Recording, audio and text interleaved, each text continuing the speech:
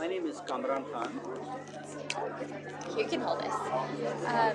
And what's your relationship with Islamic Art Society?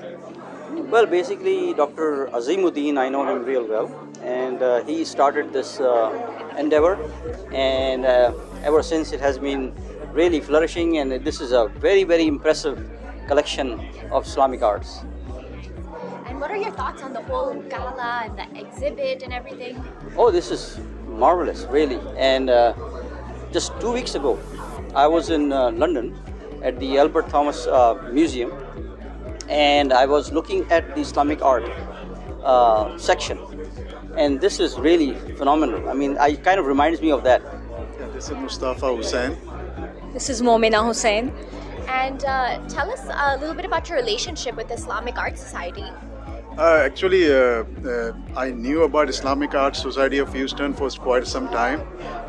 Last year, our daughter, the youngest one, who is in the art major, who's an art major at UT Austin, she told me about this, and we got involved. We wanted to get her involved in this Islamic art history and education. So that was our motivation for this year to join and as a host committee to be a part of the organization and also encourage our daughter to get involved in the Islamic arts and maybe have the same exhibition at UT Austin. She's actually this summer she did the volunteer internship at Museum of Natural Arts in the city of Austin. Oh, wow. So Very that nice. was our motivation, and I think she's here somewhere as a volunteer working tonight. And tell us, what are your thoughts on the whole gala and the exhibit and everything? Oh, it's wonderful. We just came here and we just saw a couple of exhibits, lovely exhibits. We saw the alum from Iraq, Shia alum, Maula Ali's alum, and that was very exciting. So we are going to just walk around and see what else is out there. Lovely This so is the far. first time Beautiful. attending the gala or attending the exhibition. So, and I'm sure looking at what's here on display, I'm sure it's going to be a very positive experience, and I'm really looking forward to it and the exhibition. David Norton. Stacey Norton. Well, we're here as guests of Dr. Azimuddin from Houston Methodist Willowbrook. Well, this is our first time here. We're really excited to see all the artists, and the artwork is just beautiful. Fantastic. Please state your name for me. Sharmeen. Rizwan. So I'm also one of the artists. Yeah, so I love Islamic art and geometric art. It's actually very well organized, and I'm loving all the, something about the artist, and they're giving good importance to the artist. They're giving it's really well organized, I would say, and well displayed, for sure. Fahim Somani. And tell me, what's your relationship with Islamic Art Society? So I have a very long relationship with Islamic Art Society. I've been associated with for more than 9 years. I've recently joined as a board member, and I have previously curated a few exhibits, and this time around also what you're viewing right now, it's one of the exhibits that I curated. I think it's a great opportunity for showcasing a lot of historical artifacts, which is part of this exhibit. In addition to that, also we have contemporary artists who's showcasing their today's practice and how they build the bridge between the two and how we connecting the gaps. I think that was the most fascinating. Assalamu alaikum. My name is Moina Raja. I'm an artist. I have been part of Islamic Art Society since the beginning, and I used to volunteer. And then I got so inspired that I became an artist myself. I cannot tell you, Fahim has done a tremendous job. And the way you go through the journey of, the way he has put it together, the way the explanation is, it could not have been any better. So amazing. Fantastic. Thank you so much. My name is Musarat Arif, and I'm living here in Houston and came from the Pakistan. And this is my work. I'm doing the fine painting, sculpture in this field 26 years, and I do different exhibitions in the world, different countries. I display work in Italy, also in the museum, and now this is the Islamic Art Society. It's a great effort from them, and it is honor for me to display my work here. And this is my bronze piece. You can see it, and in this piece artwork, I want to convey my message. When we go to the knowledge of God and the Holy Quran, we learn it and we go through it, and then we connect to the God, and we go to the the other world, and that's why I show the clouds and we floating like it's a butterfly or something. I want to show my work and everybody see and enjoy my artwork and feel like me what I want to say by my art. Hi, I'm Eve Lapin, and this is my husband, Bobby Lapin. So we are active in the American Jewish Committee, and Zaf, who is chairing tonight's event, has been a great and good close friend of AJC, and so we want to come out and show our reciprocal support. And it's really our first event at the Islamic Art Society, so we're thrilled to be here. Awesome, awesome. Any final thoughts on the gala? We've had a chance just to look at some of the pieces at this exhibition, and they're beautiful. It's beautiful art, and I know it's special Islamic art, but it's also beautiful. I am Judge Sonia Rash. Well, I think this is a wonderful event. It's here to express a lot of the artists and to show who they are and their great works, and I'm just happy that I'm here and able to enjoy all of the great works that they have. It's very beautiful, and I think that I'm happy that I think every year they do this, and it's just a great way to experience the art while meeting such wonderful people in the areas. Murtaza Tapal. Sure, and what's your relationship with Islamic Art Society? I belong to the Dawoodi Bohra community, and this is how I got invited. This is very interesting, and especially I saw some of the Fatimid heritage, and that's where our heritage is. So it's nice to mingle with different communities, and it's I think it's like a one platform where whether regardless of which subsect you belong to, but it's kind of give you a platform to come together and So I'm Jay Harburg. This is my wife, Karen. Karen Harburg.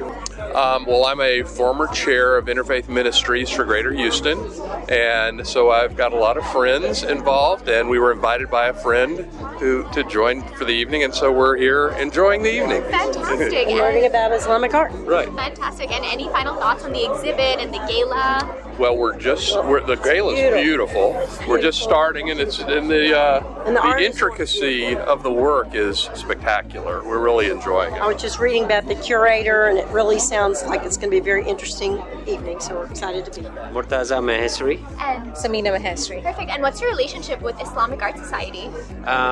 We are just a friend of organizers here, so that's why we are. As we just started looking at the exhibit, so it appears to be wonderful, a beautiful experience, and the artifacts that seems to be here are wonderful.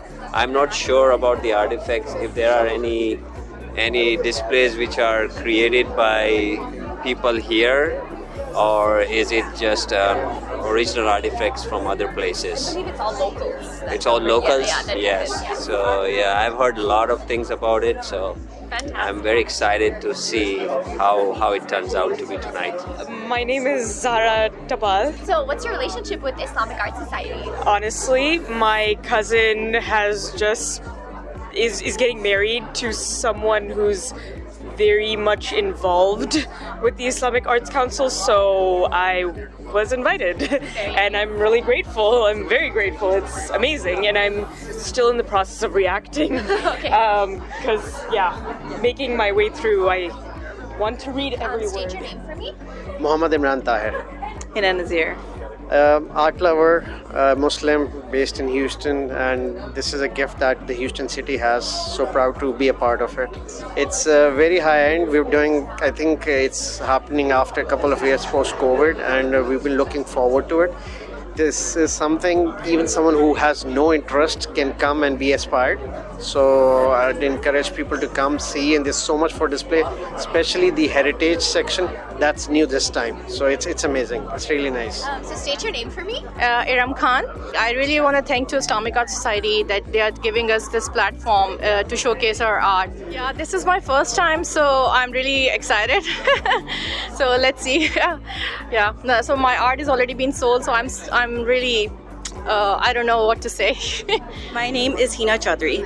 So the Islamic Art Society and I go way back. I have been with them since the very beginning, and I have been one of the artists that has been exhibiting throughout. And it's just an amazing platform, amazing organization that has really put a light towards Islamic art and the different types of Islamic art. They provide a lot of education, a lot of opportunities for artists as well. So I'm just really, really grateful for them. Oh, I am just so excited to be here. This is my piece back here. So I just want to, explain to people what it is. A lot of people are actually understanding what it is without me sharing, but it's still fun to ask them what they think it is.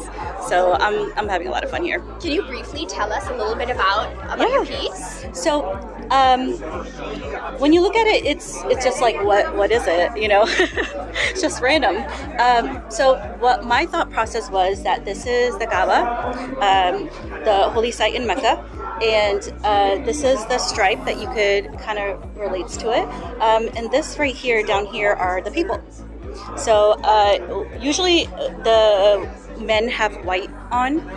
The women, there's no set color, but most of the time they wear black. But it just also represents that, we're all kind of going there to be purified. So it's like our purity coming out and the sins leaving us. So that's what it stands for. My name is Janina Rostiki. And I'm Andrew Lang. I actually interact with them quite a bit at Asia Society, Texas. They are a really fantastic cultural partner, so I'm happy to be here. The exhibit is beautiful, absolutely beautiful, very intricate. I'm a big fan of the calligraphy and the paper that's utilized, so it's just also very joyous to look at. Samir Balagamwala. And what's your relationship with Islamic Art Society? The founder, I know him very well outside of his this hobby. He's a surgeon and a very good friend. So nice. Yep, it's beautiful. It's amazing. I mean, all the artifacts here is just like no less than a museum. So awesome. Yeah, it's awesome. State your name for me. Naveed. Saira. Our relationship, this is actually our first time here. We were just told about it and got an invite, and here we are. I mean, so far it looks fantastic, very nicely put. Inside, I'm sure, looks really nice too, and hopefully the food's really good. My name's Sana Mirza. I am an artist. I've been a part of the IAS for a long time now. It's been a privilege, and I'm so happy that we're doing this event today to raise money for all the beautiful things we do throughout the year. Well, I hope, it sparks more interest for us to build bridges together as artists and people who get to witness the beauty of Islam through art and connect, through that across religions and cultures. And I hope that it builds a sense of oneness in our community more through this event. Dave Martin. And Andy Icken. I am the Mayor Pro Tem of the City of Houston, and we're very involved in the Art Society.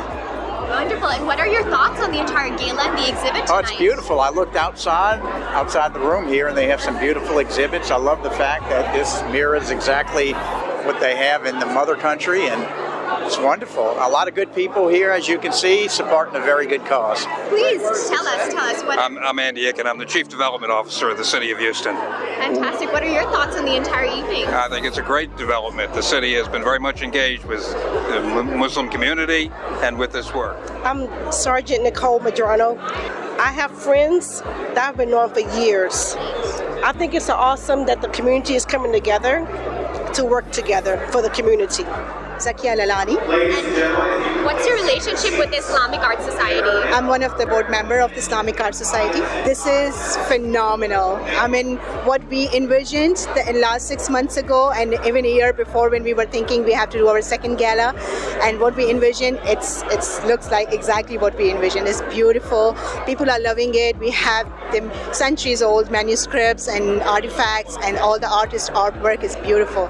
I think it's phenomenal. And what do you think of the entire gala and exhibit It's here? great. Alhamdulillah, we got good collection from Saudi Arabia, and some of the pieces are over 1400 years old. I collect artifacts from Saudi Arabia mostly.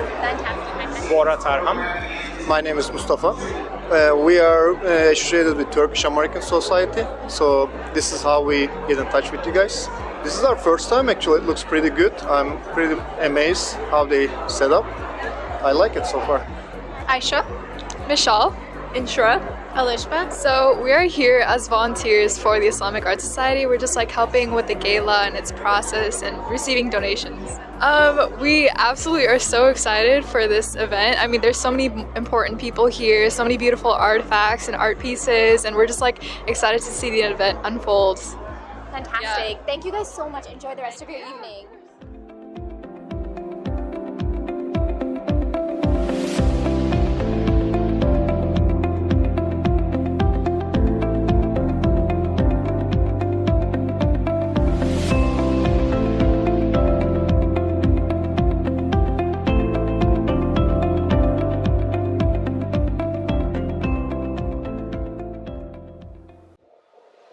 Assalamu alaikum. May I please request all the guests to get seated. Our program is only this sit-down dinner. We promise you, you will finish on time because the timing of the adhan, the call to the Maghrib prayer, is always on time. So this program will end on time in maybe 2 minutes. So please take your seats, please. If there are guests outside still enjoying the exhibits, after the sit-down dinner is over, we will have dessert, tea and coffee. You will not get any dessert during the sit-down dinner. You will get this thing after the adhan. So there will be plenty of time to look at the exhibits, the manuscripts, the artifacts. And in behind you, across from me, is the covering that goes on the holy Kaaba called Kiswa. So please take your seats. So we are about to start. We will start as usual with a word from Holy Quran. And for that, I will be inviting Dr. Hassan Walji. Dr. Hassan Walji, as you can see, is the Executive Director of United Global Initiatives. It's a wonderful non-profit, and he was introduced to us by my good friend Ayaz Nasir, who is seated on the head table. And without any further delay, let's have Dr. Hassan Walji.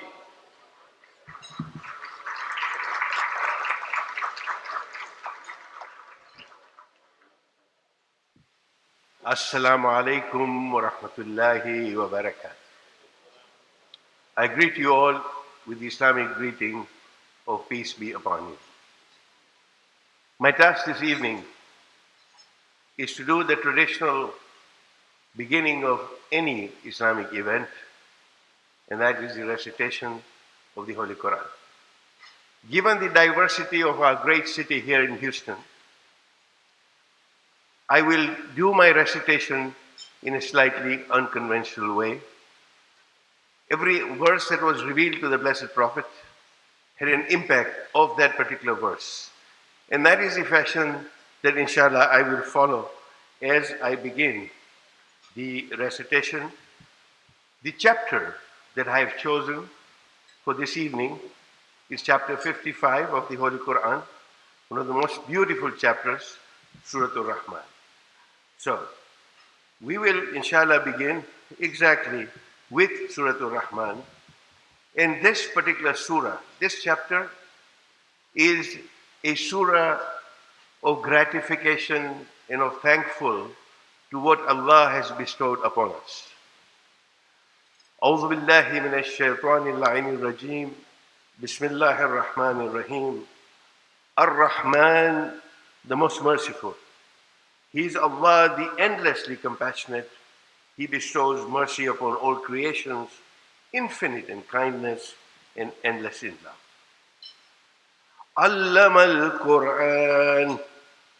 He taught the Quran, the sacred scripture, our guiding light, a beacon in the darkness and the wisdom in words. Khalaqal insan, created man, oh the marvel of human life. Breathed into us the best of creation, endowed us with intelligence.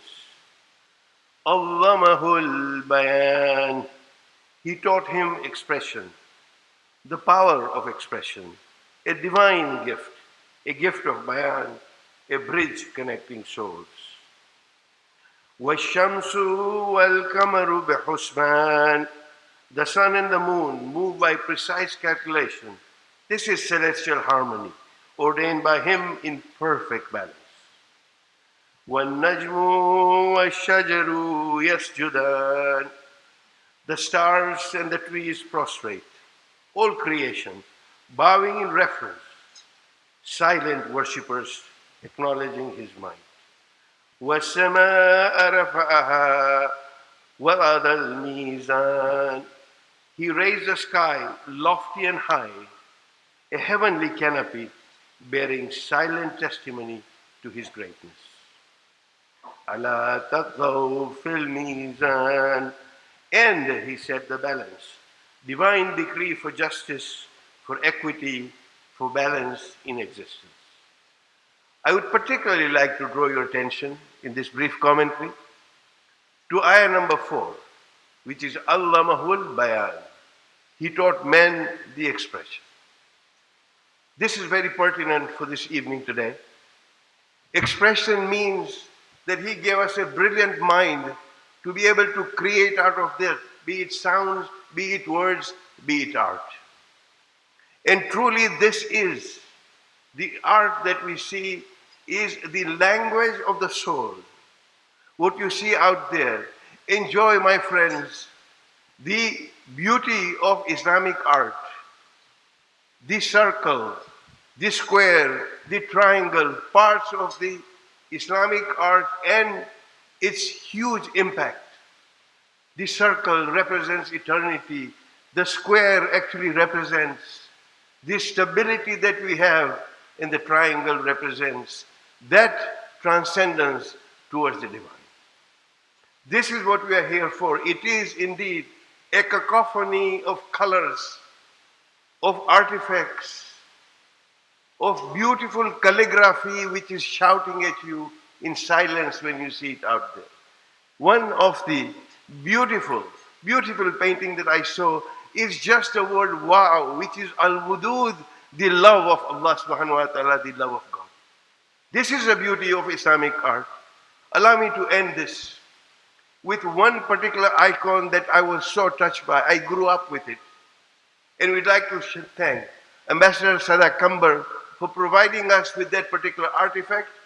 It is an artifact which stands, it's a palm that stands tall.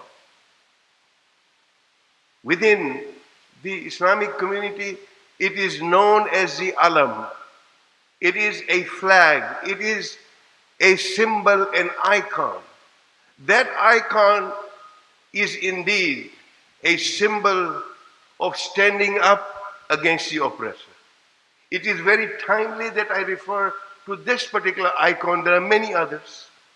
But this particular icon represents that struggle between good and evil forever, because it was that particular icon of an alam, a palm standing tall, saying that Imam Hussein, the grandson of the Blessed Prophet, did not bow down to the oppressor easily.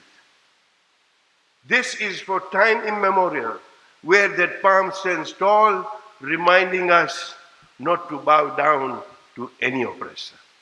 And that truly is something where art inspires us. These icons inspire us.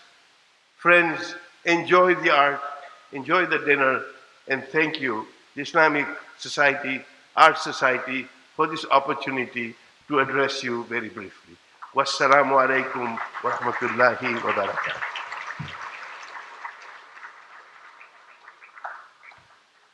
Allahu Akbar. I'm now going to introduce you to the MC for the evening. And this is a very special person. He's the managing editor of ABC News over the weekend here, Channel 13. I got to know Tom Abrams in probably late 90s at maybe the Democratic Party's National Convention in Los Angeles. And then 9/11 happened. And when 9/11 happened, Tom Abrams actually called me and he said, I would like to find out how Muslim families are doing. And this clip that I'm going to play for just over 60 seconds is courtesy of ABC Channel 13. Is home to as many as 50,000 Muslims, and they, like the rest of us, are deeply affected by the events of last month. Eyewitness News reporter Tom Abrams here now to show us how they and their children are coping. Tom? Mark, how do you talk to a child about what happened, about the planes, the hate, religion? All of it seems so hard for adults to understand, let alone children, especially those who are Muslim. Ahmad Tahir and his younger brother Farhad lead pretty happy lives. But even as their grandfather plays ball with them and their grandmother watches over them, they are not as happy these days as they look. They know about the attacks. They're frightened and confused. No religion teaches that. And everyone should live in peace. Tahir knows in time the U.S. will recover and grow stronger. He hopes the same for his boys, who have a fascination with airplanes. At least they did. When their mother left for a trip a week ago, Farhad would not go to see her off. I don't want to go to the airport because Dad's been hijacking. Zafar Tahir tells us he hopes if nothing else good comes from the attacks, it is that people turn to their own religions and try to understand others. He hopes that especially for our young people. Tom Abrams, 13, Eyewitness News.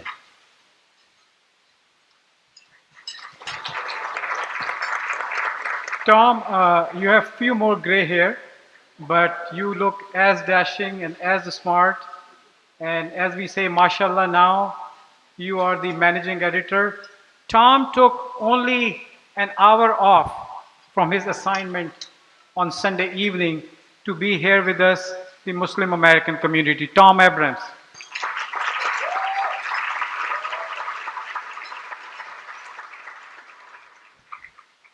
A few more grays, my voice is deeper, put on a few pounds, but yet I'm still here in Houston some 22 years later and thrilled to be part of a community that celebrates diversity the way Houston does. Islamic art in and of itself, whether it's calligraphic or floral or geometric, does the same thing. It not only relies on faith, but it also borrows and includes other communities in the construction of the art, much like we do here in Houston, where we rely on each other, other communities. We rely on each other's faith. And that's why when Zafar asked me to be here tonight between ABC 13 Eyewitness News at 5:30 and again at 10, I said I would be here because it's an important cause and it certainly represents the best of all of us here across Southeast Texas. So thank you all for being here and being part of this tonight as well. And Zafar, thank you for the invitation. So I'll try to keep us on time here so that we make sure we get to the prayer on time. And we begin with a reflection of the divine by Dr. Khwaja Azimuddin. He's an author and artist with a passion for surgery and a founder and board member of the Islamic Arts Society. Dr. Azimuddin.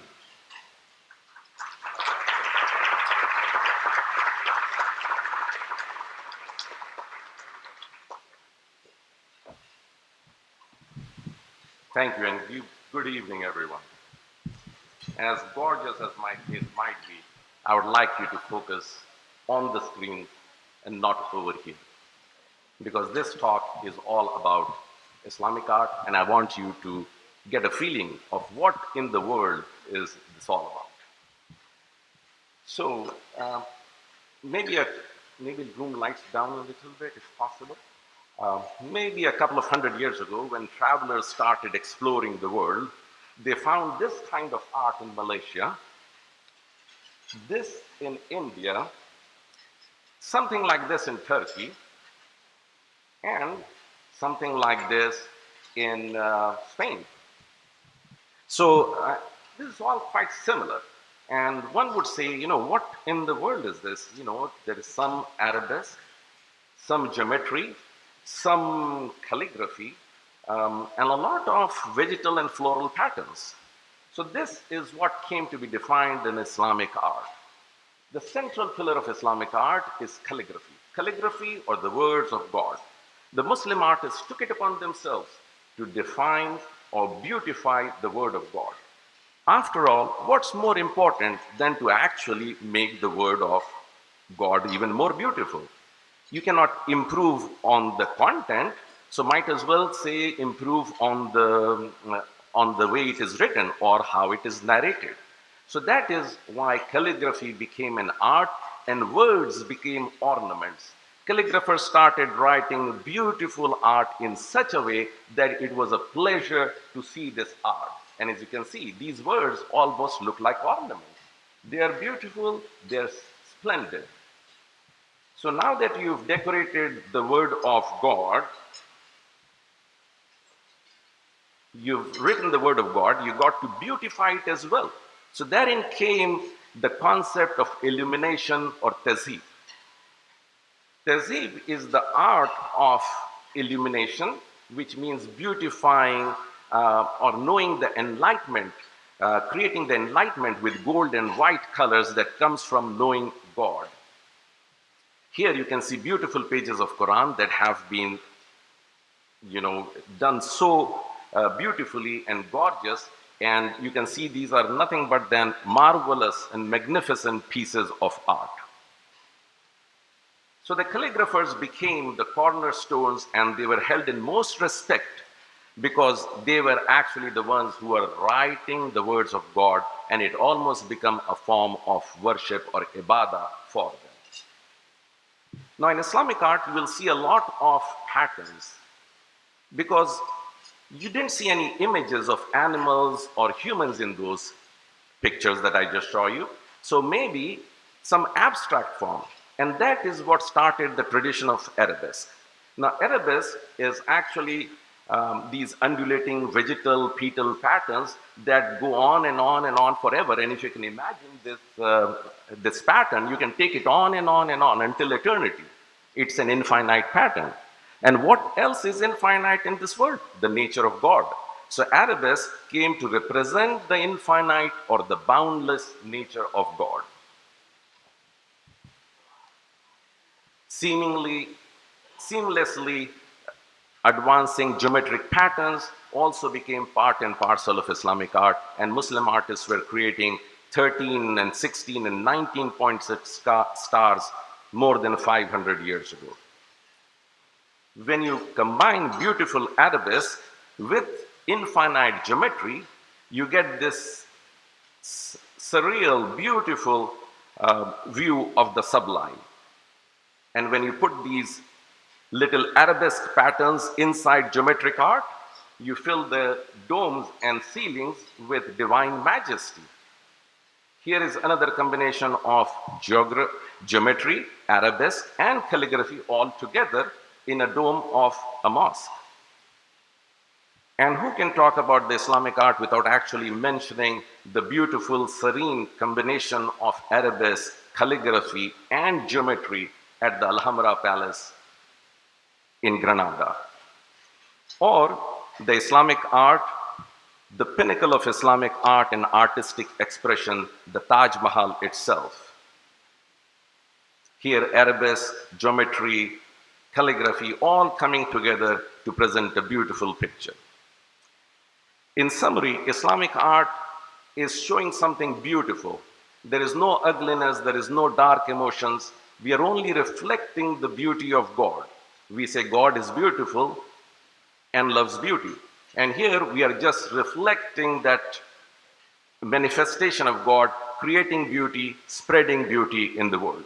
So that is, in effect, Islamic art, I say, is a reflection of the divine. Now that I have talked about Islamic art, I want to take a second to talk to you about our society. This society was formed about 10 years ago, and we use this beautiful and amazing heritage of Islamic art to spread goodwill, to go out and talk to people. We do programs at universities, colleges, other institutions. And art is a universal language. Everybody understands art. So this is a wonderful way of bringing people together through this beautiful heritage. And to further learn about what the Islamic Art Society does, there is a little video that is going to be shown now.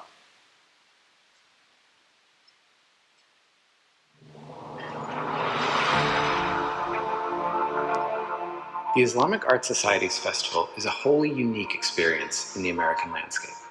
Nowhere else is there a coming together of this scale and breadth of artists exploring the many mediums of Islamic arts. And while both the Muslim and non-Muslim community get to partake in and learn from the many activities offered, the gift of the festival goes beyond just demonstrating the beauty and multifaceted nature of Islamic artistic culture. The true value of the festival is bringing together the artists themselves and fostering a stronger community among those who practice Islamic arts in this country. The festival, therefore, has become a benchmark for excellence in the field of Islamic arts. As an Arabic calligrapher, being invited to the festival was one of the great honors of my career, and the connections and friendships I made among the other artists at the festival I will hold for the rest of my life, if God wills.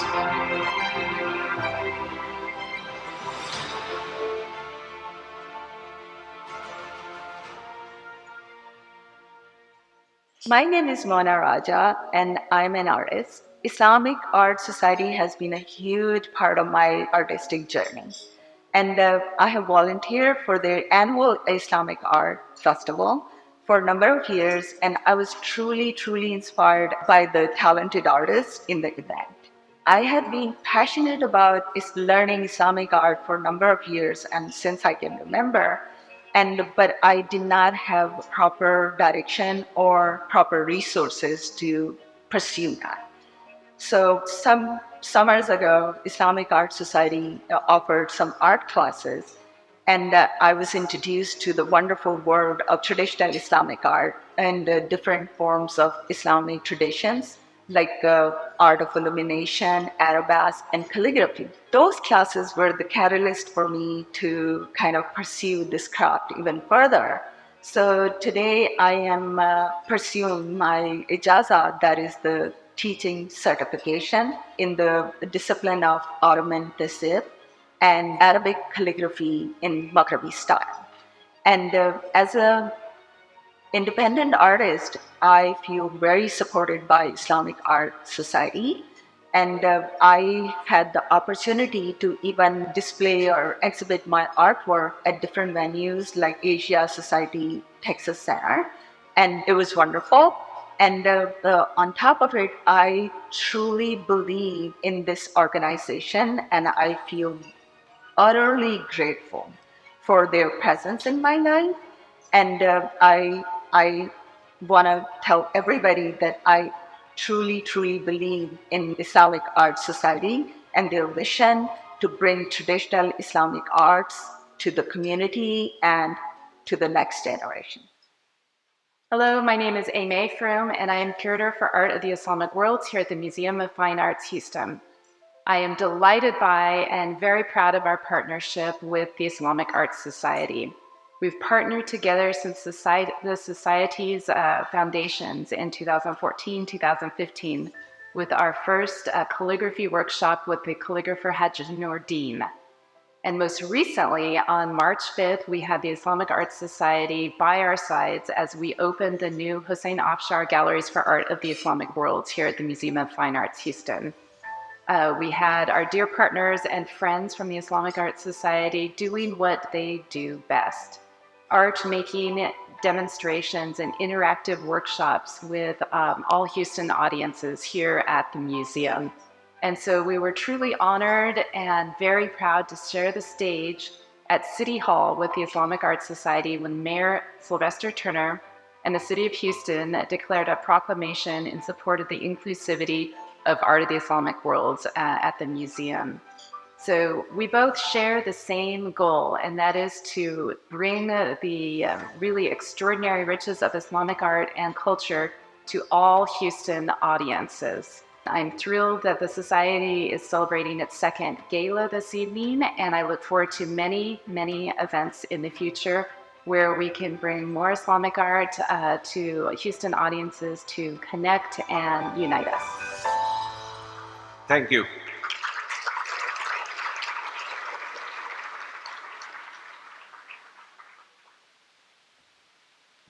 Now I'd like to bring up another artist, Ms. Eleanor Holland. She's a noted traditional Islamic calligrapher.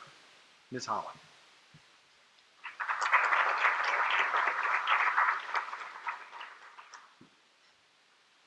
While she makes her way to the stage, I should mention that Mayor Sylvester Turner is honorary gala co-chair. He is, my understanding, in Washington as the Astros, who beat the Yankees today, celebrate their world championship at the White House tomorrow. Hello, Assalamu alaikum. Can you hear me? So, I want to thank the Islamic Art Society for inviting me. This is quite a crowd. I'm very honored. I'm basically just a humble calligrapher. I live outside New York City. But I'd like to say a few words about what I would call classical tradition. Since I basically represent the Ottoman tradition of calligraphy that really goes back to the beginning of Islam. I would say that calligraphy is one of the many gifts of the Quran. A huge emphasis is made in the book itself, the Quran, on remembering God, dhikrullah. I've heard it said that calligraphy is visual remembrance of God. The path to becoming a calligrapher in what I would call classical method is long and hard. It's not bedazzling, it's not exciting, there aren't a lot of lights. Nobody's ever clapping.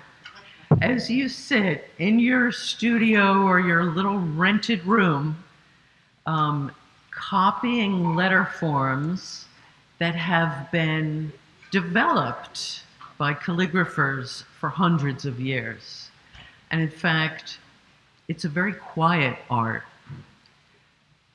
It looks exciting. It looks like there's a lot of motion in it. When I first saw calligraphy, visiting Istanbul as an 18-year-old, my first time out of the United States, I thought it was done very quickly. But actually, that's one of the techniques you learn over time, is to make it look seamless, to make it flow like breath, as they say in Turkey. But as artists, we are copying forms. We are developing our visual ability to see the forms that have been developed over years by the masters in our school. And we literally spend hours and hours a day writing. It is not exciting. But what happens in order to become a calligrapher, you fall in love.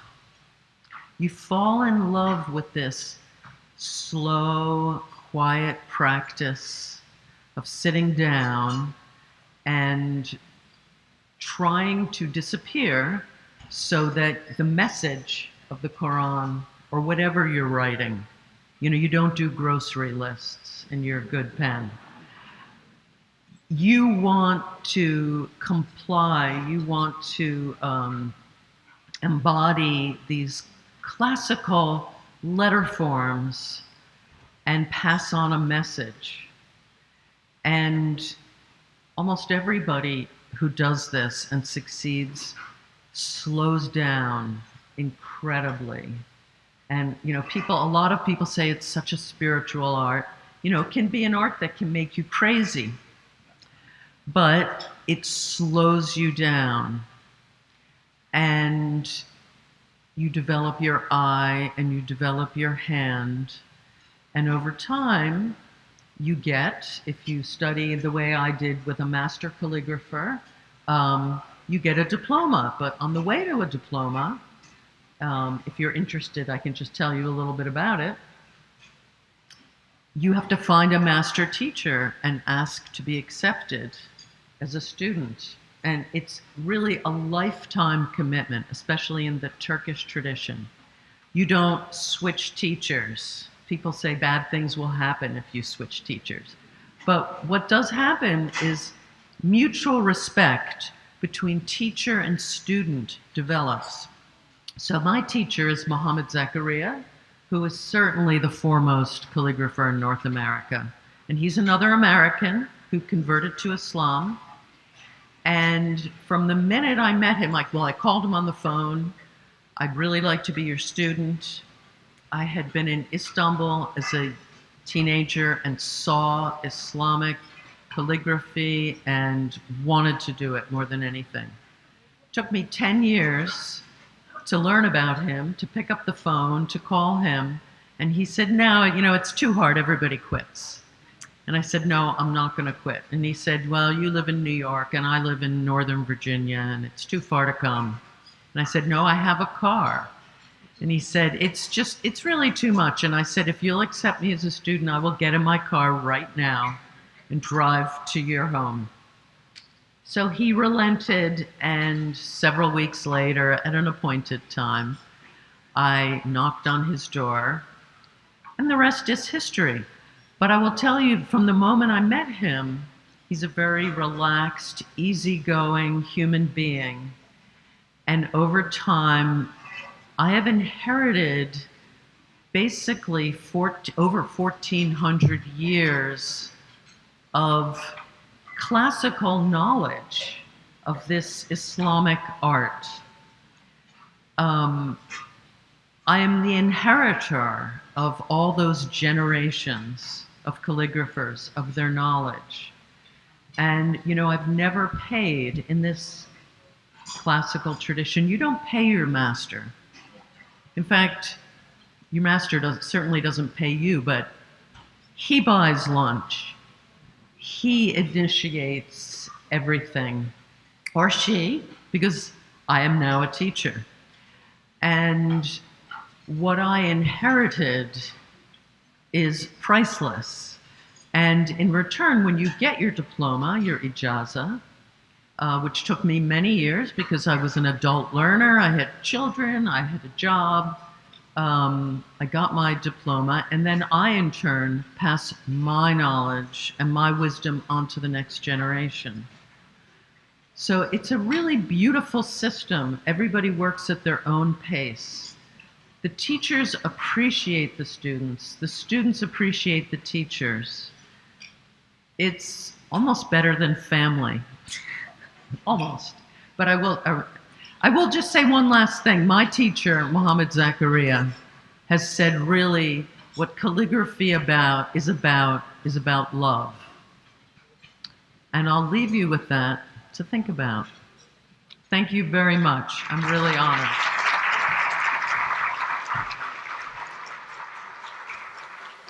A little more applause since she doesn't get any in the quiet of her room. Thank you, Ms. Eleanor Holland. Now I'd like to bring up Fahim Somani, another artist and the chief curator of the IAS Gala this year. Fahim Somani.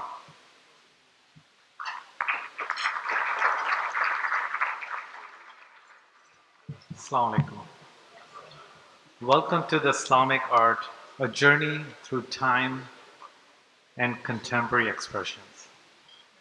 Thank you for all of you being here and for your kind support. Tonight's exhibit is anchored in the two different segments. One is the Heritage Collection, which goes back to 10th century, and the other one is the Contemporary Collection, which we have 14 artists showcasing 20 beautiful traditional and contemporary works. I'd like to share a deep insight what it went under. Please have a look.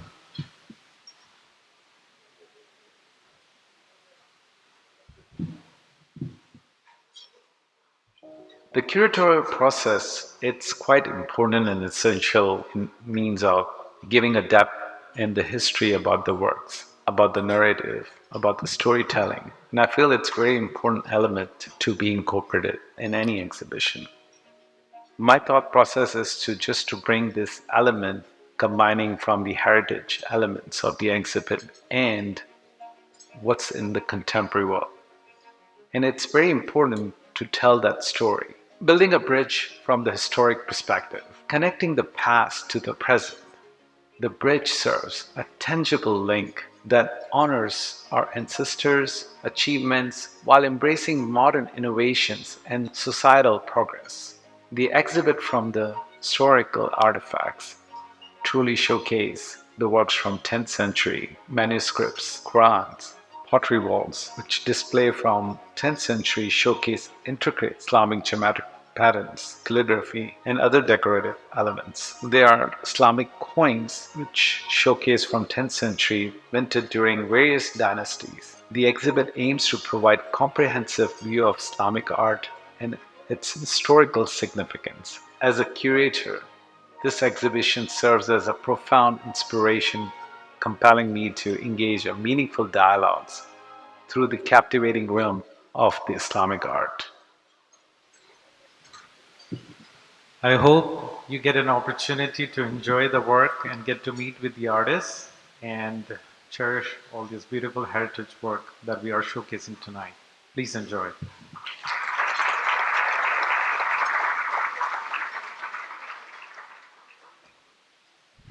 Now I'd like to bring to the stage the first U.S. ambassador to the Organization of Islamic Countries.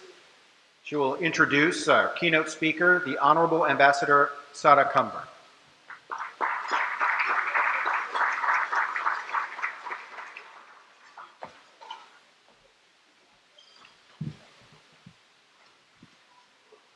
Good evening, ladies and gentlemen.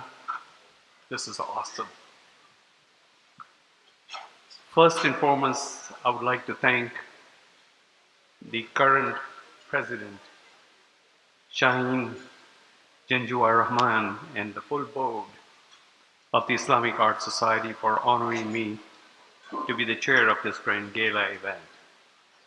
And in this capacity, I welcome each one of you individually for taking out time on a weekend night to attend and support Islamic Art Festival. Islamic art, as we have been hearing, goes back 14 centuries, and we will surely hear more from our keynote speaker today in his address. This evening, we also have singular opportunity to witness in this hall many such artifacts going back many centuries. I highly recommend and encourage guests to generosity acquire and take home artwork being shown tonight by various celebrated artists. Ladies and gentlemen, before I introduce and invite our guest of honor and keynote speaker, I would like to say a few words for a person that I personally admire and highly respect for his intense dedication, high energy, great intellect, and tremendous commitment. I'm talking about no one else but Zafar Tahir.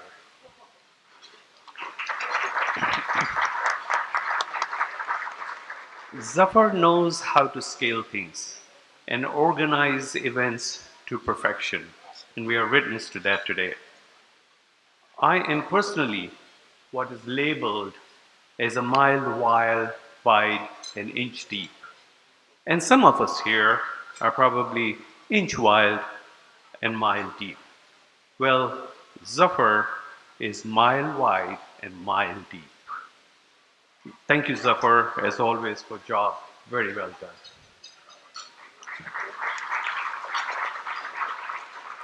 Now, ladies and gentlemen, I feel honored, privileged, and most humbled to be asked to introduce you to a family friend, a Texas leader of distinction, and tonight's guest of honor and keynote speaker. He presently serves as the Honorary Consul General for the Kingdom of Belgium, has earned a doctorate degree in U.S. national security history, and a book being soon published titled The Rise of Houston as a Global City. He's a fellow with Clemens Center for National Security and Lieutenant Colonel in Texas Guard assigned as JAG officer at Camp Maybury in Austin. He's a diplomat of high reputation and a global consultant engaged in strategic relations. Ladies and gentlemen, please join me in welcoming the 104th Secretary of State for the great state of Texas, Honorable Dr. Jeffrey S. Conner, to the stage to deliver his keynote address.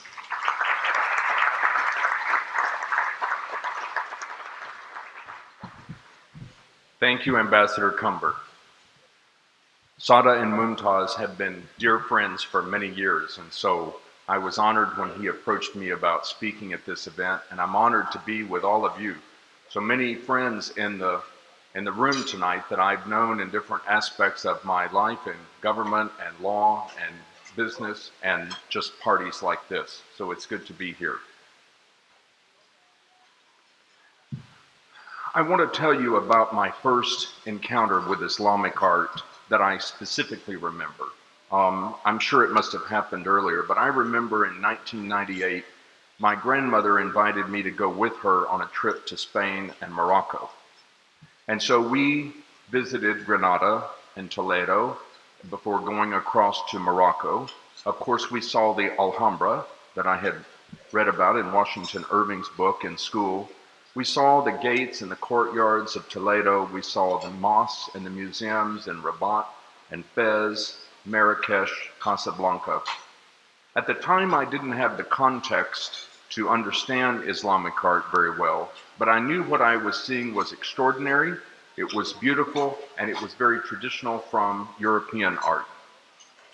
In the quarter century since then, I've sought out and I've marveled at Islamic art from around the world. Of course, like many of you, I've been to Cairo several times. I've seen the Museum of Islamic Art, the Aqsa Mosque with its incredible tiling that you would have seen, the Shah Jahan Mosque in Pakistan that I've visited twice now, Museum of Islamic Art in Doha, the Museum of Islamic Art in Kuala Lumpur, the Taj Mahal that we saw a slide of earlier in Agra, and of course the collection of the Ismaili Studies Institute in London. And you don't have to leave Texas in order to see great Islamic art. Dallas has the Keir collection at the Dallas Museum of Art, and of course, as you know, the collection at the Houston Museum of Fine Arts. In less than a decade, the Islamic Art Society has made a profound impact on arts in Houston. You've helped introduce beauty and inspiration of Islamic art to so many people, and you've reminded many people of their own heritage. One of the things I like about the IAS is your emphasis on Islamic arts as a creative tradition, a living and dynamic form, not static. That's an important part that many people do not understand. Your programs and the many IAS artists, like we've heard from this evening, you remind us all that great Islamic art continues to be produced, great Islamic art continues to grow and evolve as all arts do. At least now I have some context for Islamic art that I lacked on that original trip to Spain and Morocco. Islamic art is not monolithic. Even the prohibition against iconography has not been applied to the same extent at all times or places. But that prohibition has been consistent enough to drive Islamic art in a distinctive way among the world's creative traditions. The Muslim world's most gifted and inspired artists have poured their talents into expressions rather than representational art. 14 centuries. Dr. Azimuddin said in his remarks earlier that it is calligraphy that is the most distinctive and well-known part of Islamic art, but there's also applied arts and architecture. I appreciate that the most fundamental axiom of Islamic art is to create a beautiful thing that is pleasing to God. And Mr. Walji remarked on that in his opening prayers, that the act of creation is itself a devotion of worship. It's present in other artistic traditions, but it's not remained so or been consistent. So when I first encountered Islamic art, I was encountering an artistic expression that's predicated on centuries of different assumptions and different experiences from the European art that I studied in college. And I knew that I was seeing something beautiful and powerful. It was reflective of the divine. It wasn't representational. Humans have a love of beautiful things, and we're often adept at recognizing them even when they come from other cultures or traditions. And that says something important and profound about art. You can tell people that all of us are united by a shared humanity, and no one will disagree with that. But if you show them an object, a piece of art from another culture, then a connection is instantly created between the artist and the viewer that shares humanity more deeply than words alone could do. That's why the work of organizations like IAS is so important. You're not just promoting Islamic art or art in general, you're promoting cross-cultural understanding in the world, shared humanity. Art has a language of its own. Now, I have to say that that can reflect badly the other way too. And it's one of the reasons why the first steps often taken by an authoritarian regime is to crack down on the arts and the artists and control them. When that gateway to the sharing of humanity is closed, it becomes easy for a regime to portray outsiders or minorities as the other. And shutting down the universal language of art makes it easier to control the conversation. I know our world is confronting deep divisions driven by suspicion, whether it's across the street or across the world, and art is not going to heal that by itself. But it is an important part of the solution, and those that seek a more peaceful world should create more opportunities for cross-cultural art. The Islamic Art Society is a model for this. You've brought us here together this evening. Another good model that I know will resonate with many of you is the Aga Khan Museum in Toronto. It was opened in 2014, the same year that the IAS was launched, and it has a collection of 1,200 items celebrating Islamic art, culture, and history that's an opportunity not just for Canadians, but for people all over the world. Throughout the West, there's a growing interest in academic and popular art. We see this reflected in many exhibitions in recent years. The British Museum hosted Inspired by the East that focused on the Islamic arts. And Cartier and the Islamic art was the name of a traveling exhibition that has moved from the Musée d'Orsay in Paris to the Dallas Museum of Art and other places, focusing on Islamic influences of Cartier jewelry. And then there is the exhibit Wondrous Worlds, Art and Islam, here in Houston at the Asia Society. Traditionally, Western exhibitions of Islamic art have focused on historical. I'm glad to see that that is changing, and in London at Kew Gardens this year, there's 2 exhibitions by contemporary Islamic artists. I also noticed that those exhibits are sponsored by Christie's, which shows the financial awareness of the growing importance of Islamic art. I think IAS is doing a lot of things right, maybe all things right, through support of contemporary artists, through events, through outreach activities, Islamic art classes, demonstrations, and the signature Building Bridges Through Islamic Arts program. Our world needs art, and it needs programs like the IAS. It builds understanding, it helps us see commonality, and institutions like IAS are torchbearers in that regard. Everyone should have the experience to benefit from art. I appreciate the opportunity to be with you this evening. I hope you have a beautiful evening and safe travel home, and I wish you continued success in your excellent work. Thank you.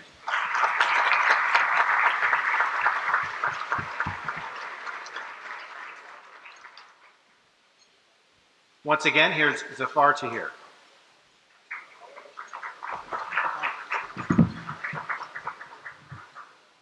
So my job here in this segment is to introduce a number of dignitaries, elected officials, leaders, movers and shakers, advocates, community servants. Council journals are of course included in that. I looked at the Pakistani Council Journal, yes. Who am I? My name is Zaf Tahir. I've been in Houston 43 years now. This is my home. And more important, there's nowhere else I would live other than the Houston region. Today, we are here in this banquet hall on I-10 that goes from Florida all the way to California. And this is just a slice, a snapshot of the Muslim leadership in the US, the Muslim Americans. I guarantee you, in few decades, this community of Muslim Americans will be the most effective voice, already beginning to, as I look at Judge Rabia Collier here. This will be the most effective voice of Muslims all over the world because of its education, its reach, its networks, its connections, its global outreach. The responsibility is on our shoulders. Why are we here? We are here because Islamic Art Society feels that art is finally proving to be the bridge between different communities. Islamic art is not only a bridge with non-Muslim communities, but it is a bridge within the Muslim community. On this head table and tables all around, you will see every mosque, every school of thought, every sect, every Islamic institution represented.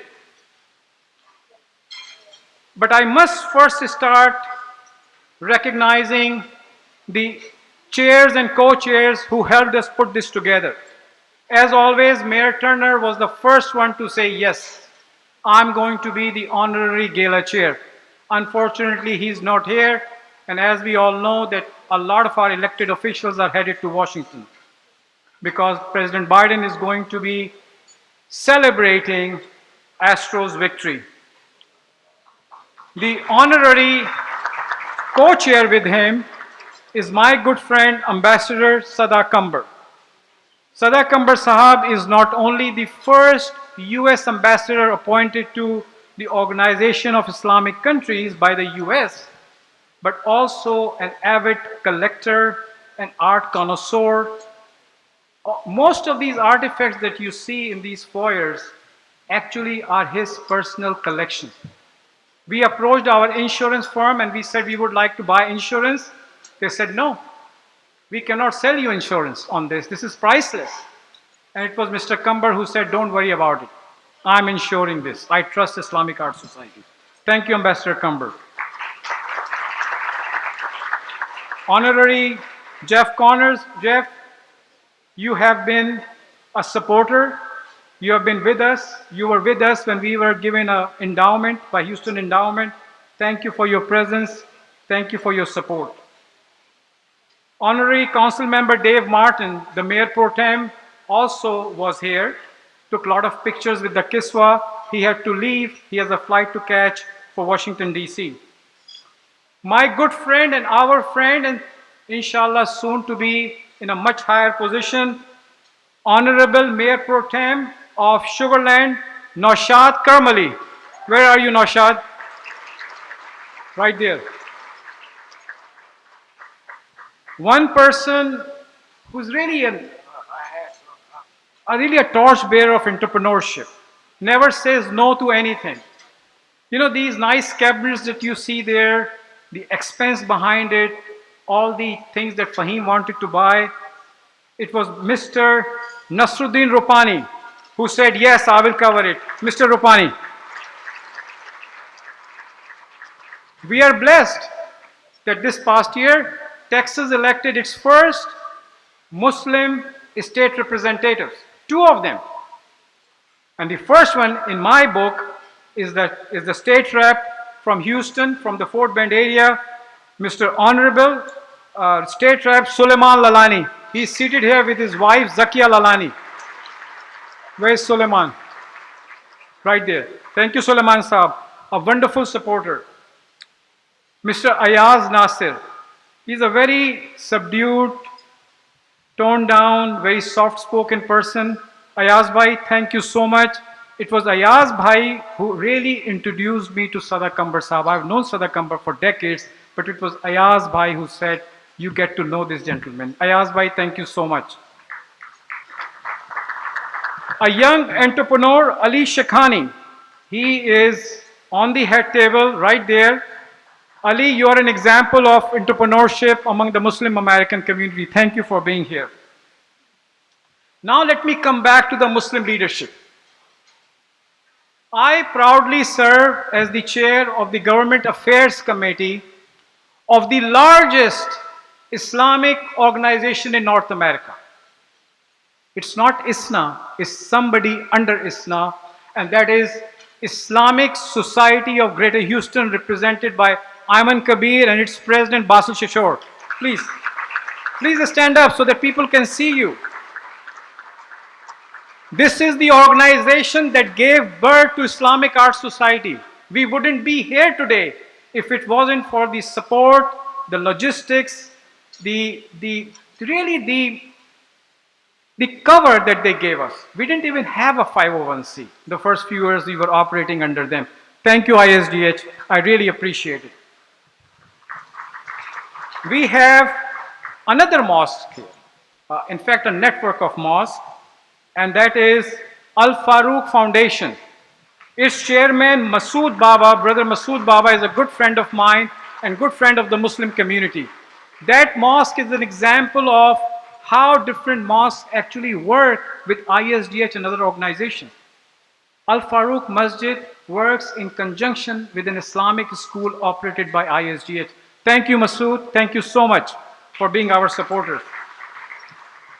We have from our African American Muslim community, which actually were the first Muslims here.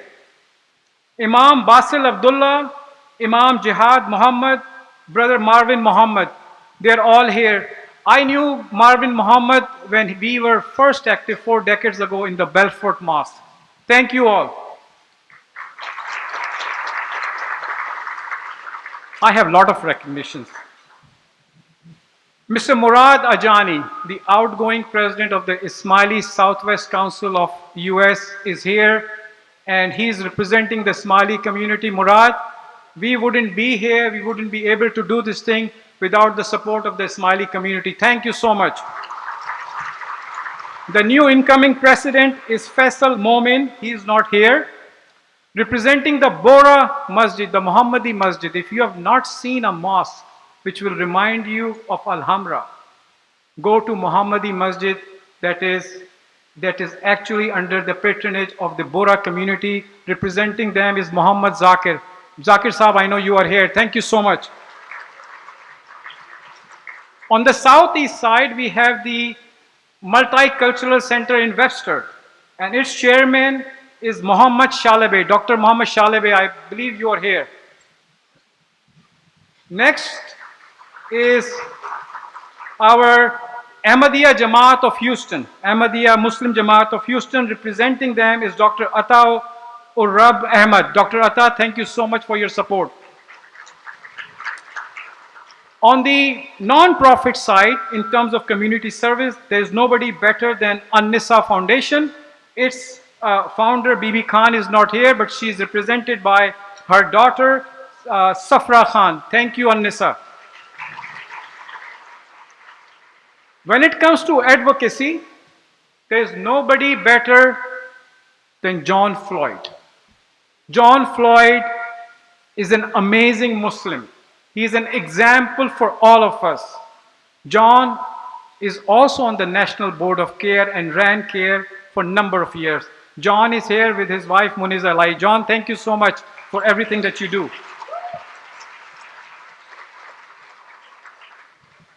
On the political advocacy side, we have MGAGE Texas. And MGAGE has really gone to next level with its current chair, and my friend, Mr. Farooq Shamsi, who's here with his wife. Farooq, thank you so much.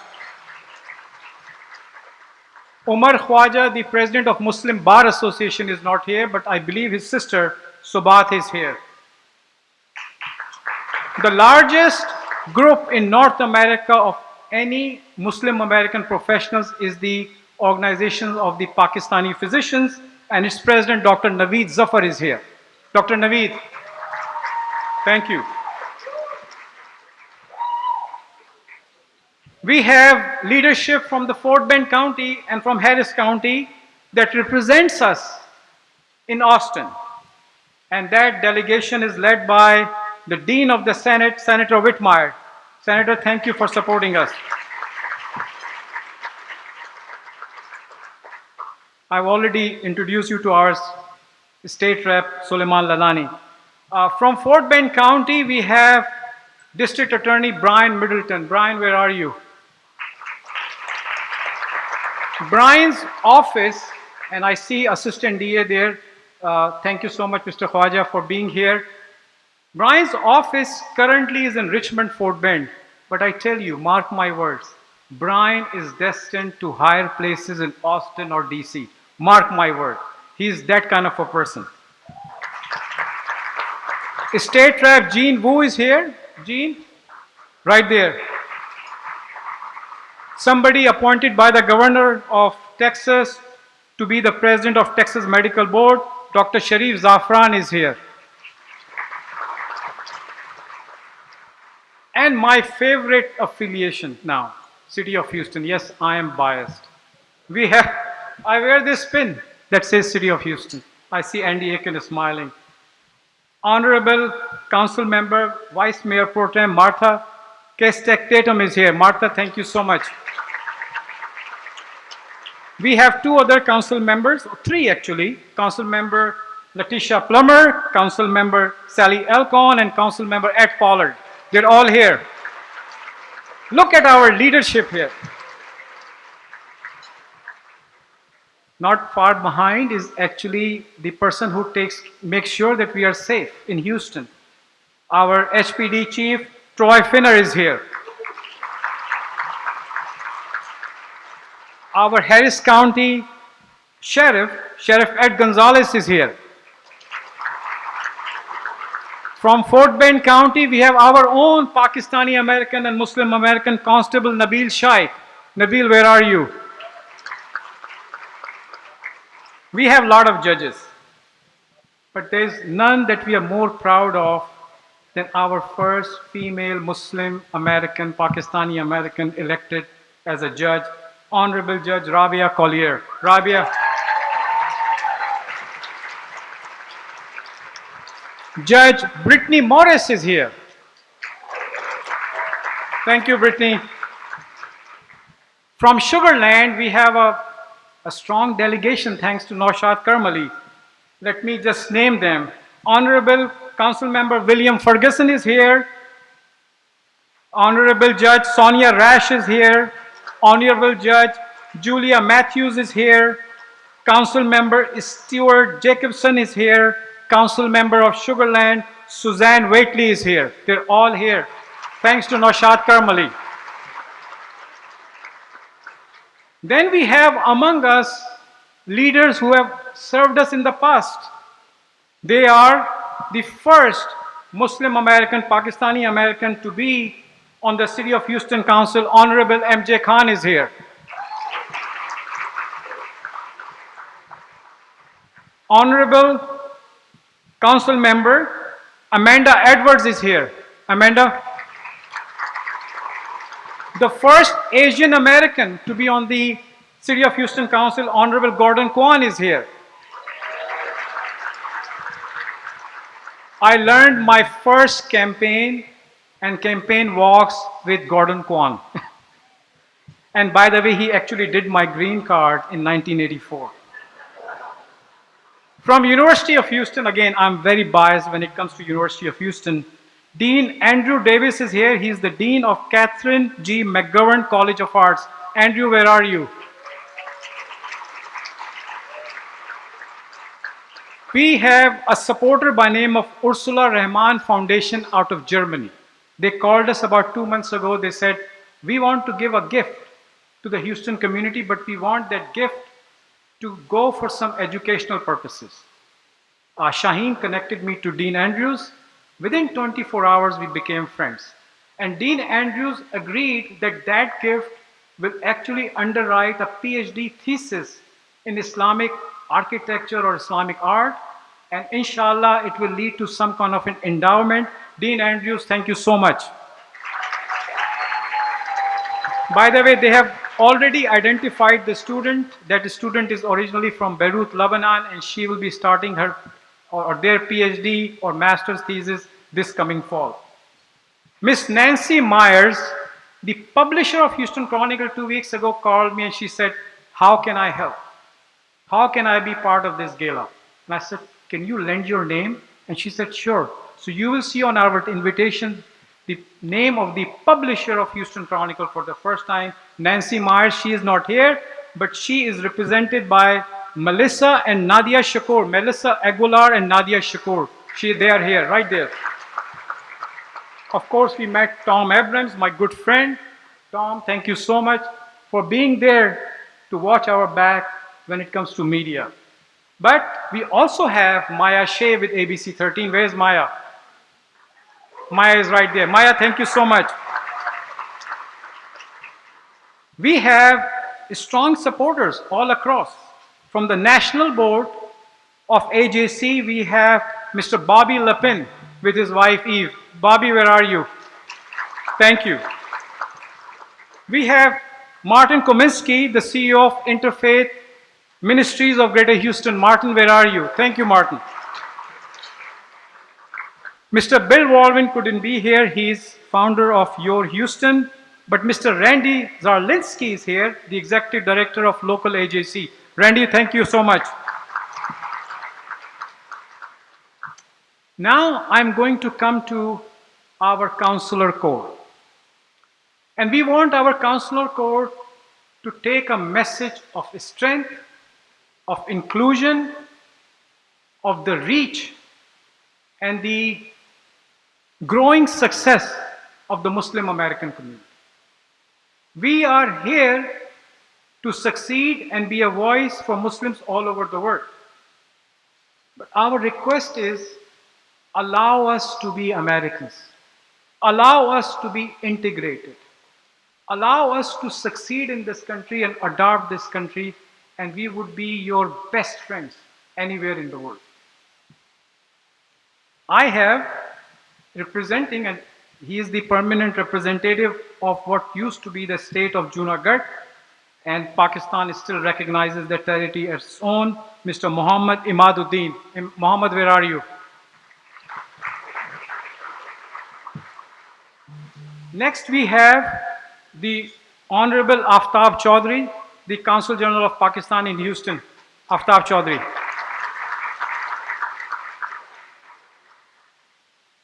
I would be not doing justice if I don't tell you how important the Pakistani American community is when it comes to Muslim Americans. And I said this in Jerusalem. 6 to 7 million Muslims, maybe 500,000 to 1 million Pakistani Americans, but those Pakistani Americans are in the leadership of those Muslim Americans. Except for few places, you will find Pakistani Americans or Indian Muslims or Bangladeshi Muslims, what we call Muslims of the subcontinent, in the leadership position. And one message, another message I have is, I see Livia here, we also keep a sharp eye on human rights, on violations of press freedom, rights of the journalist, things that we don't approve of here in this country. We are very much disturbed by the occupations, whether it is the recent occupation of Crimea by Russia, or the occupation in Kashmir, or occupation in Palestine. No occupation is good. Crimea right now has hardly any Muslim population. At one time, it was the Muslim Tatars and the Turks. And we see the plight of Palestinians and Kashmiris. But we also see what is unfolding in Pakistan. We have a lot of Pakistanis here. We are concerned about the human rights. We are concerned about what is unfolding in Pakistan. Yesterday, the most popular leader of Pakistan was arrested and charged with a crime that 99% of the overseas Pakistani probably don't agree to. We want government of Pakistan through the Consul General to know that we are very concerned about this thing. And this is not on my list, but because this happened yesterday, Imran Khan was arrested, and I think his focal person in the US is here, Mr. Sajjad Burki. We pray for Pakistan to find stability. We pray for Pakistan to find its direction, because Pakistan is a leader in the Muslim world. From Saudi Arabia, from Japan first, we have Masaya Sagawa, the Deputy Consul General of Japan. Right there. The Deputy Consul General of Egypt, Mr. Morsi, is here. Thank you, Mr. Morsi. You are always there to support Islamic Art Society. Mr. Majid Dowesari, the Deputy Consul General of Kingdom of Saudi Arabia, is here.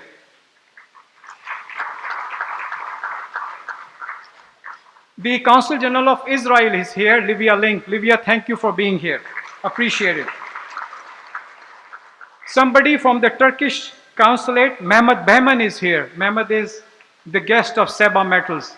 Mehmet, if you are here, please rise. The Honorary Consul General of Thailand, Charles Foster, is here. Marty McVeigh, the Honorary Consul General of Bangladesh, is here. We have powerful national organizations here. Ahmad Al Yassin leads the Jordanian American Society. Ahmad is not feeling well. He's at home. But the president of the Iranian American Society, Ali Sujani, is here. Ali, thank you so much. Ebru Siman is here. Ebru just got married in Turkey. She got here yesterday. Ebru, where are you? She is the president of the American Turkish Association. Ebru.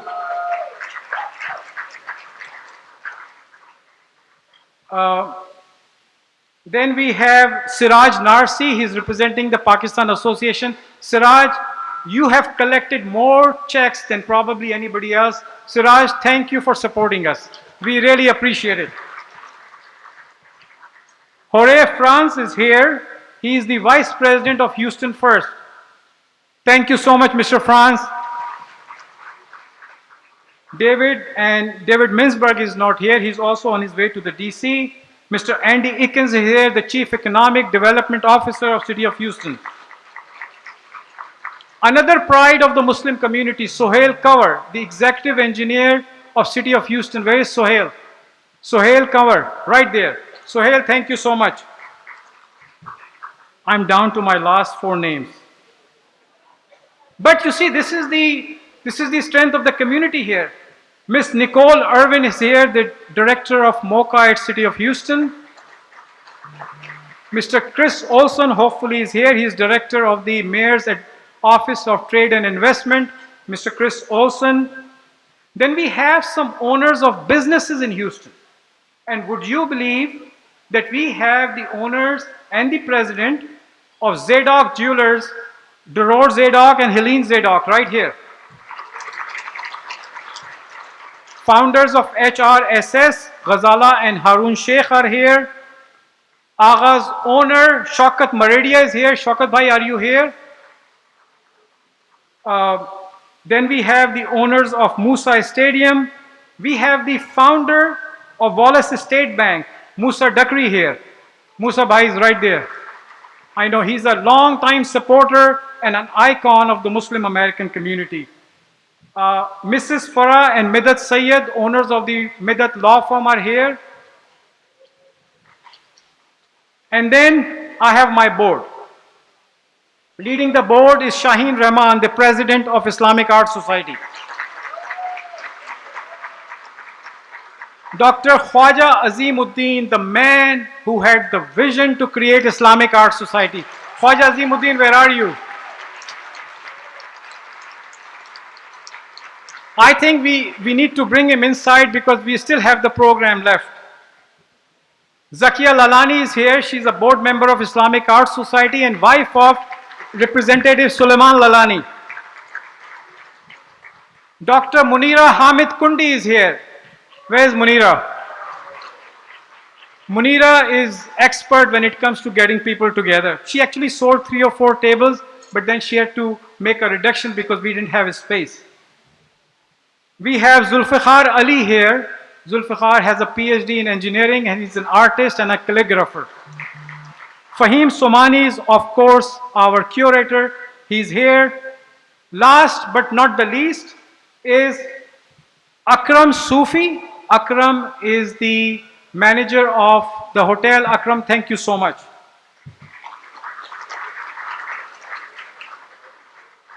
Now, it's about time for Adhan prayer, but I have gotten directions that we have few minutes. We would like to make a proclamation presentation by City of Houston, and to make that presentation is Vice Mayor Pro Tem Martha Castex, who is here with the proclamation from Mayor Turner, and to receive it is Shaheen Rahman, the President of Islamic Arts Society, and I would request the board members of Islamic Arts Society and the 3 council members, Sally Alcon, Letitia Plummer, and Ed Pollard, to please come on stage.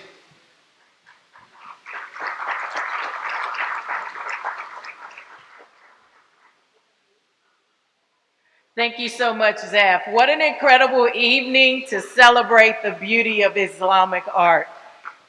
This is an incredible opportunity for us to celebrate tonight, and we do have a proclamation on behalf of Mayor Sylvester Turner.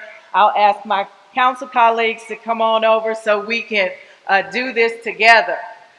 This proclamation reads, whereas Islamic art dates back to the 7th century and consists of arts produced in lands inhabited by Muslims, it encompasses the rich and diverse cultures of Islamic societies over the course of 1400 years.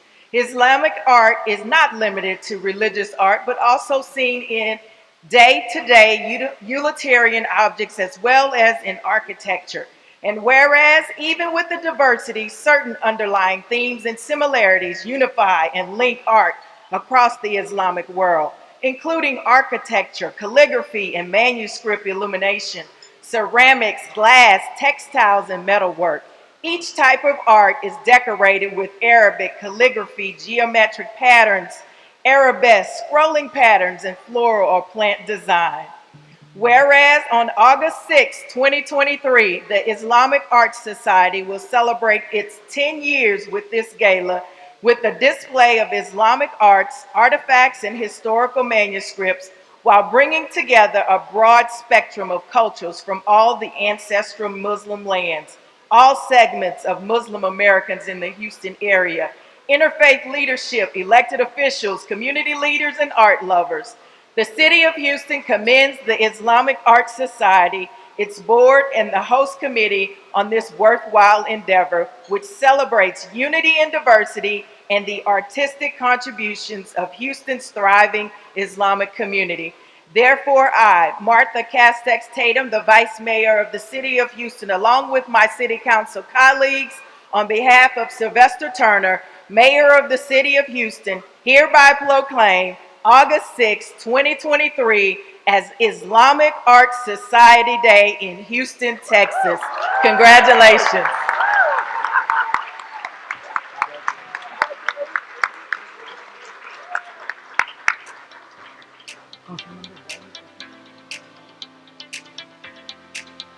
So please, while they're taking the picture, we will have the Adhan for the Maghrib prayer.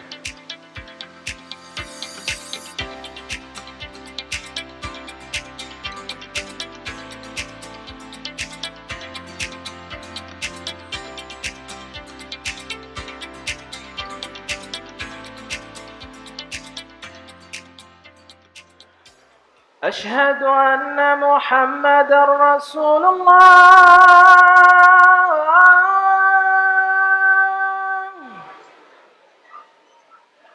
أشهد أن محمد رسول الله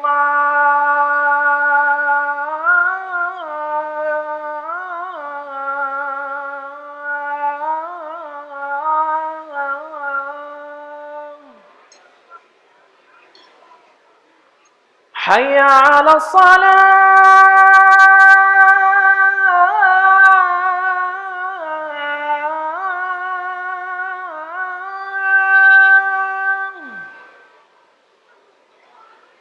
حي على الصلاة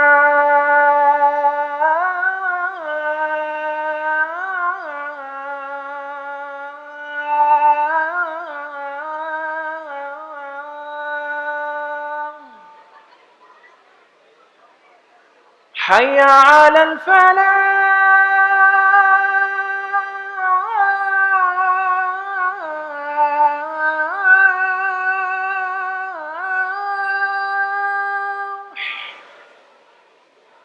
حي على الفلاح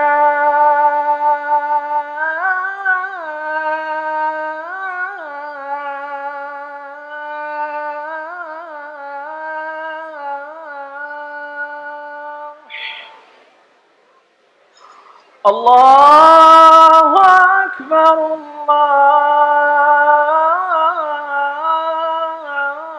الله أكبر لا إله إلا الله.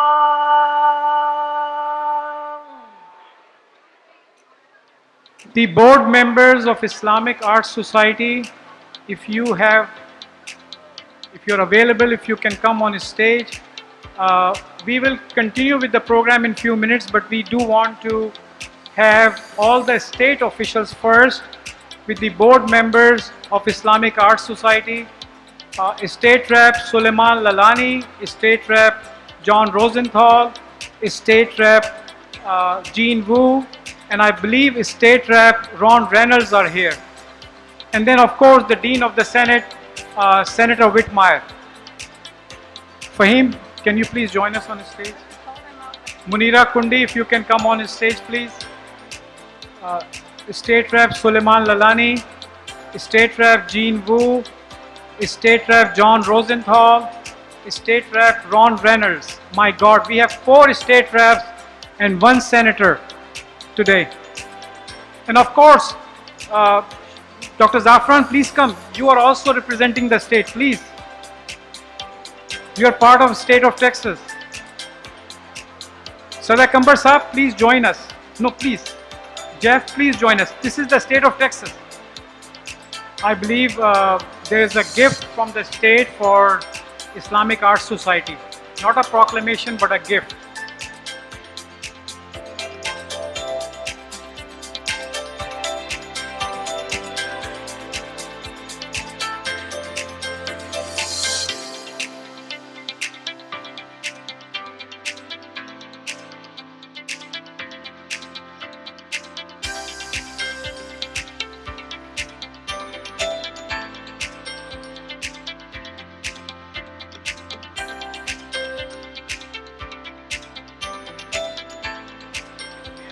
Next, we would like to get our city officials, all the council members, HPD Chief Troy Finner, Andy Icken, all the directors, City of Houston, please, with the board members.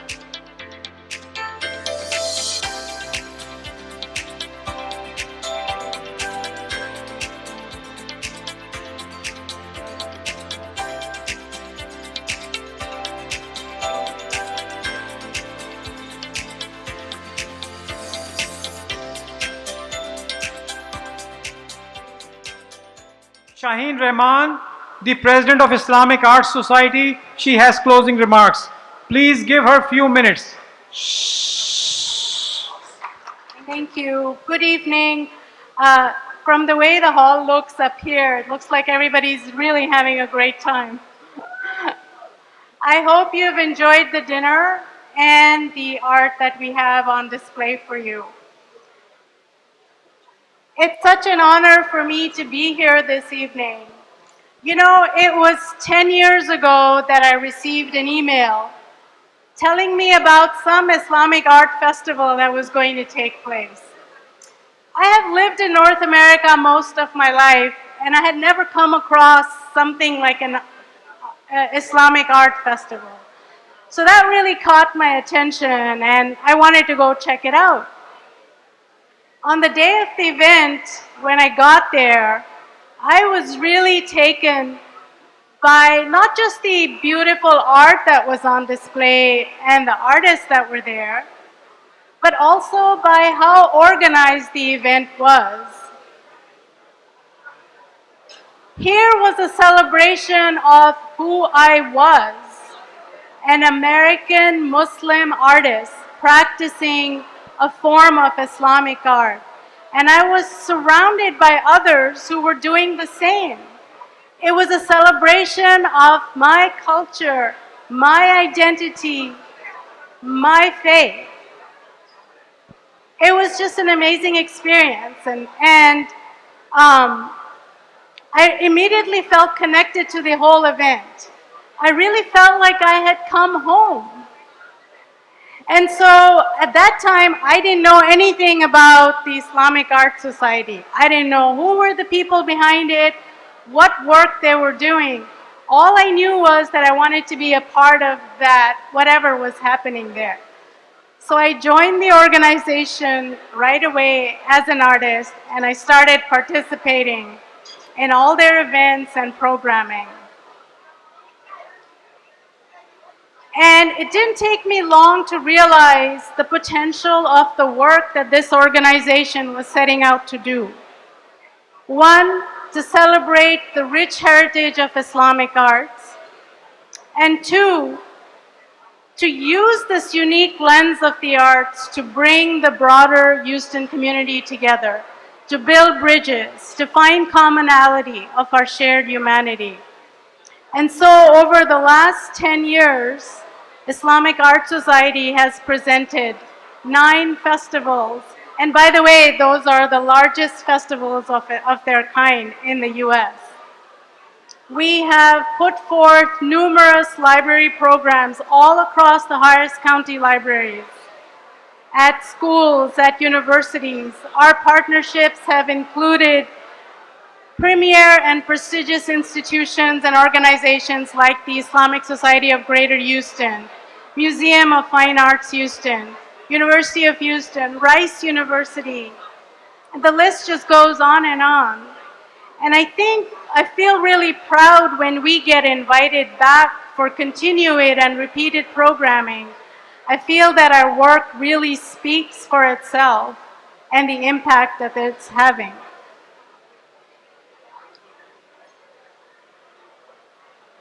Our Islamic art exhibits feature the work of our many talented artists, and they've made a significant impact at places like Houston City Hall, Texas A&M University, the Pearl Fincher Museum of Fine Arts, to name a few places.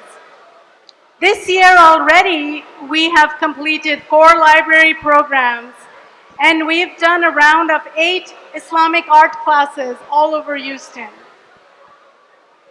You may be familiar with the African proverb, "It takes a village to raise a child." Well, I feel the truth of the matter is that it takes a village to bring about any meaningful change in this world.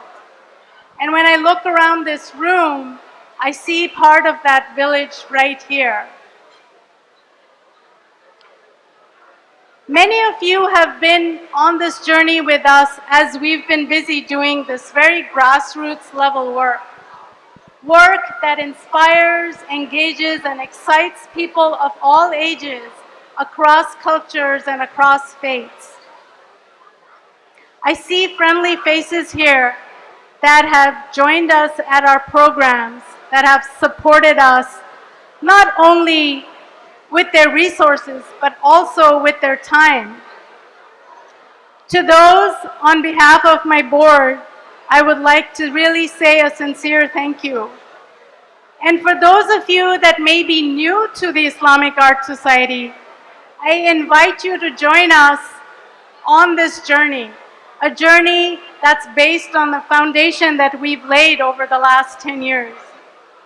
As we move forward, we want to expand on our programming and partnerships We have touched thousands through our festivals, through our building bridges, through the arts programs, Islamic art classes, and workshops. And we would like to reach thousands more. You are our faith leaders, our community leaders, our elected officials, our thought leaders, academicians. I also request that you connect us with your respective communities so that we can have a broader reach and expand our programming and have a greater impact. Tonight, I ask for your help to expand our programs. I think we can do this with your kind donations. Thank you so much for coming, and I hope you have a wonderful evening. Thank you so much. Enjoy the evening, enjoy the exhibition, enjoy the desserts, enjoy the tea and coffee, and Salamu Alaikum. Ladies and gentlemen, on behalf of the Islamic Art Society, I thank you for being here at this wonderful evening. Without your presence, this would not have been the occasion that we are seeing. So, from the bottom of my heart, I want to thank you all. In leaving, I want to introduce Imam Hamza Umar, who did the beautiful recitation of the Adhan and the Salah. So I want to thank him on behalf of the Islamic Arts Society. Another note before leaving, these artifacts that you see are real artifacts, the kiswa from the Khana Kaaba, from the holy shrine. This Mr. Muhammad Hussain, collector from Chicago, was generous enough, and Mr. Sadakambar, to donate all their beautiful artifacts. And the kiswa that you see in the front, the gold and silver, this is real gold, and it is about 15 years old or so. But the door of the Kaaba over there, Mr. Hussain, I would like you to come on the stage if you are here in the room.